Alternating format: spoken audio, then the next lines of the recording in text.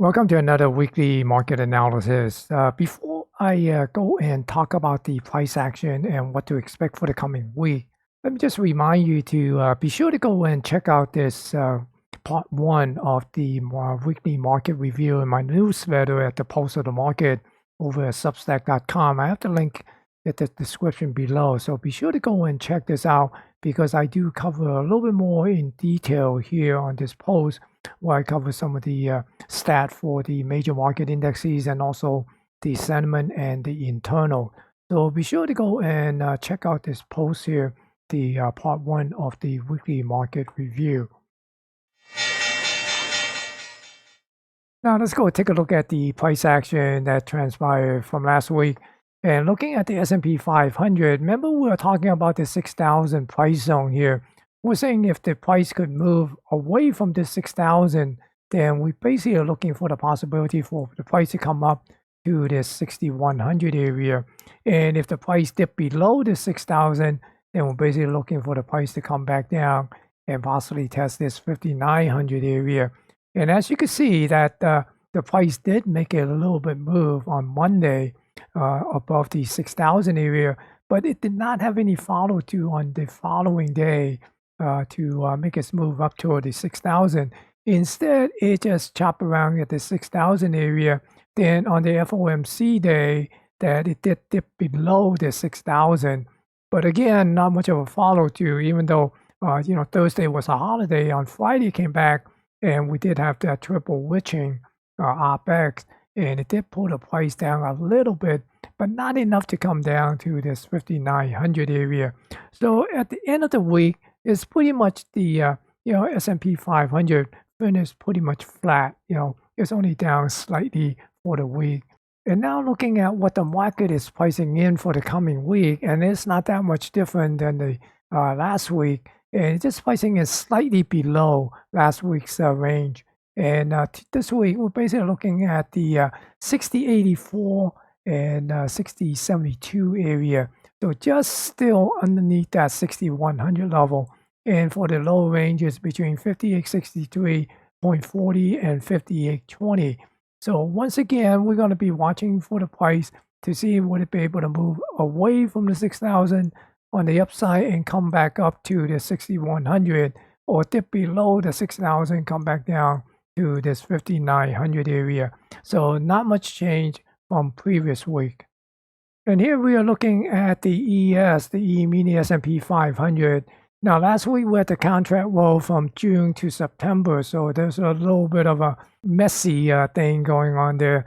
So, but anyway, we're basically looking at the price here that it just chopped around at this high volume area throughout the week. We did see a dip below and came down and got a test at this high volume zone and immediately got a little bit of a bounce back up into this area here, this high volume zone here. Now it did touch the 6,090, this upper range here on Monday, and didn't do too much on Tuesday because that basically just faded away from there. And for the coming week, we basically are looking for the market to price in just about the same, pretty much in the same area there. So we're basically looking at the upper range of 6128, and the lower range is somewhere around 5922 and 5865. So not much change here. We're basically looking at this pivot high here as the upper range for the market. So once again, we're basically looking for the price to see would it be able to move away from this high volume area and push up into this 6,200 or dip below and come back down and possibly test this 5,900 area once again. Now let me go and update this composite volume profile. And you notice that the composite point of control shift up into this 60, 65, 60, 66 area. Remember, it was down here near this 5724 area, and now basically we got to shift it up here at this 60, 66 area. So that implied that the market is accepting higher value, higher prices. So these prices are finding acceptance. So that tells us that we could see a little bit more upside movement. And remember, we are looking at the possibility for the S&P 500 to make a new all-time high. And for the SPY, we did see the SPY pull back a little bit more than the ES. And you see that, but still did not come down to the lower range here. And, it never was moving up toward this upper range. Kind of got stalled up at this low volume zone here. So right now, we're basically looking at the possibility of a little bit more downside and possibly come down and test this high volume area. And here's what the market is pricing in for the coming week. It's just slightly below previous week, and the upper range is between 606 and 604.60, and the lower range is 583.9579. So right now we're basically looking for the price to see it would come down to this high volume zone and get a little bit pushed back up, or would it just continue to push higher. Right now, if I go and update this composite volume profile, the point of control didn't change much at all. So basically still looking at this high volume node here as a magnet that we can see the price come down and possibly test this for potential support and then pushes back up or dip below. Then we'd be looking at this lower price range to get tagged and possibly come down and test this 580, this volume dent here. And here looking at the NQ, we see the NQ just kind of hover around this high volume area here on this composite area.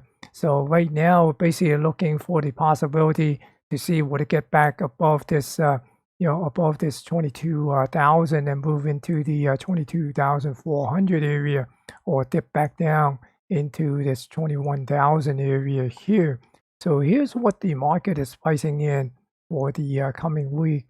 Right now, we're talking about a 22,300 area, and also the lower range is 21,438 and 21,200. And if I go and update this composite volume profile here, we see that the point of control didn't change that much at all. It's still pretty much at the same spot there, somewhere around that 22,000 area here.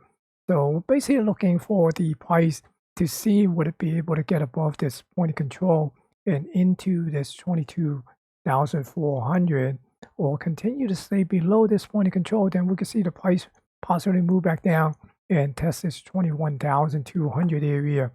And finally, looking at the QQQ, you see the QQQ also been just kind of spending most of the week here at this high volume zone here near this 530 area. And it didn't move toward the 538 area, 540, the upper range, or come down to the lower range. And it didn't even come down to test this point of control here. So what we are looking for the market pricing for the coming week, again, is basically somewhere just right below this 540 area on the upper range, and the 516 and 511 is the lower range.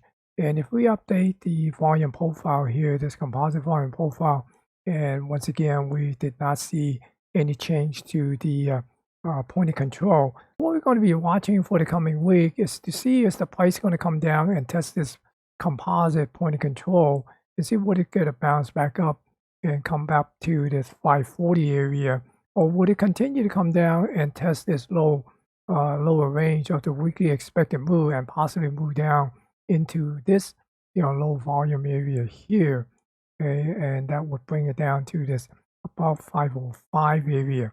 So those are the price action and price scenario that we're going to keep an eye on for the coming week. And if you find this video to be informative and useful, be sure to smash that thumbs up to help me promote this video on YouTube. And if you're new to this channel, click on the subscribe to help support this channel. Thank you for watching, and good luck on your trading.